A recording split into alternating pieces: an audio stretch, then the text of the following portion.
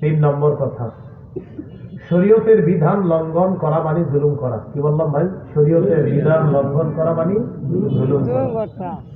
সূরা বাকারা 229 নম্বর আয়াতে আল্লাহ বলেন, তিলকা হুদুদুল্লাহ ফালা তা'তাদুহা।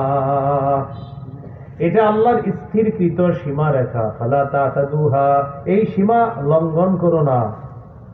ওয়া মান ইয়াতা'আদ্দা হুদুদাল্লাহ, আল্লাহ তাআলা বলেন যারা আল্লাহর সীমা লঙ্ঘন করবে।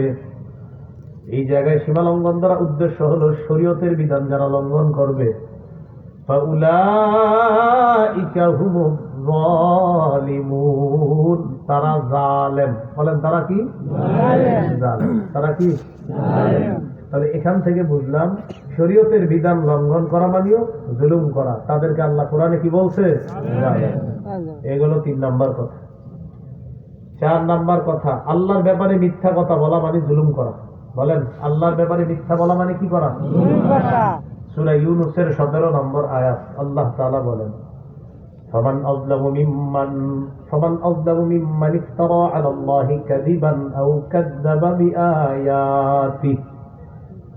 ওই ব্যক্তির চেয়ে বড় জালেম আর কে, যে ব্যক্তি আল্লাহর ব্যাপারে মিথ্যা কথা বলে এবং আল্লাহর আয়াতগুলোকে অস্বীকার করে, মিথ্যা সাব্যস্ত করে, তার চেয়ে বড় জালেম আর কে হতে পারে?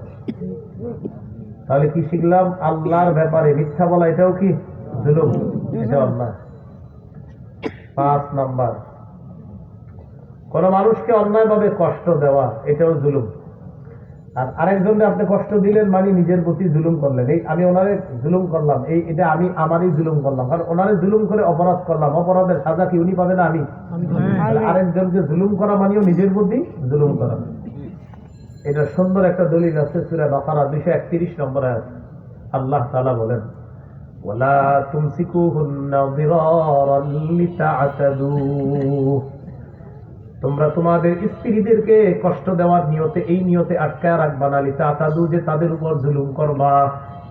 ওয়ালা তুমসিকুহুন্না, স্ত্রীদেরকে আটকায় রাখবা না, দিরারা, কষ্ট দেওয়ার জন্য, লিতা'তাদু, তোমাদের নিয়ত হলো তাদের উপর জুলুম করবা, এই নিয়তে বিবিদেরকে আটকায় রাখবা না।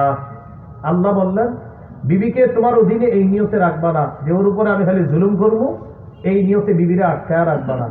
এখন কি বললো? তুমি বিবিরে জুলুম করার নিয়তে আটকায় রাখবা না। পরে কি বলে দেখেন, ওয়া মান ইয়াফআল যালিকা, যারা বিবির উপর জুলুম করার জন্য বিবিকে আটকায় রাখে, ফাকাদ যালামা নাফসা, সে প্রকারান্তরে নিজের উপরেই জুলুম করছে।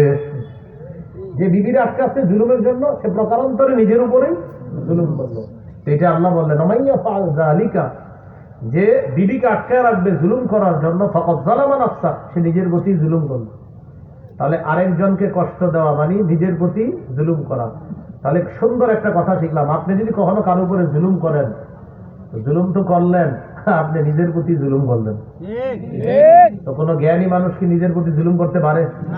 এই জন্য আরেকজনের উপর জুলুম না করা। আল্লাহ কথাগুলো বোঝার তৌফিক দান করেন। সূরা নাহলের 41 নম্বর আয়াতে আল্লাহ বলেন, ওয়াল্লাযীনা হাজারু ফিল্লাহ মিন বা'দি মা যুলিমু লানুবাউইআন্নাহুম ফিদ দুনিয়া হাসানা। সাহাবীদের ব্যাপারে আল্লাহ বলেন, যাদেরকে নির্যাতন করার পর, জুলুম করার পর, যারা আল্লাহর জন্য হিজরত করেছে, যারা নির্যাতিত হওয়ার পর আল্লাহর জন্য হিজরত করেছে, আমি আল্লাহ তাদেরকে দুনিয়াতে উত্তম ঠিকানার ব্যবস্থা করে দিব। এখানে কাফেরদের নির্যাতনের কথা আল্লাহ বললেন। আর মাজলুম কারা? সাহাবায়ে কেরাম। সূরা হজের 39 নম্বর আয়াতে আছে আল্লাহ জিহাদ কেন ফরজ করেছিলেন, উযিনা লিল্লাযীনা ইউকাতালুনা বিআন্নাহুম যুলিমু, যাদেরকে অত্যাচার করা হচ্ছে, যাদের উপর আক্রমণ করা হচ্ছে, মানে সাহাবায়ে কেরামদের উপর আক্রমণ করা হচ্ছে, 13 বছর যাদেরকে নির্যাতন করা হলো, উযিনা, তাদেরকে জিহাদের অনুমতি দেওয়া হলো। কেন?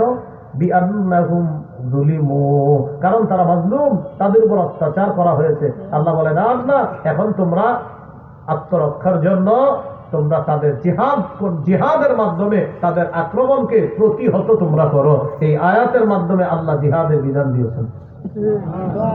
এই আয়াতেও আল্লাহ বুঝাইলেন কাফেররা জালেম, সাহাবায়ে কেরাম মাজলুম।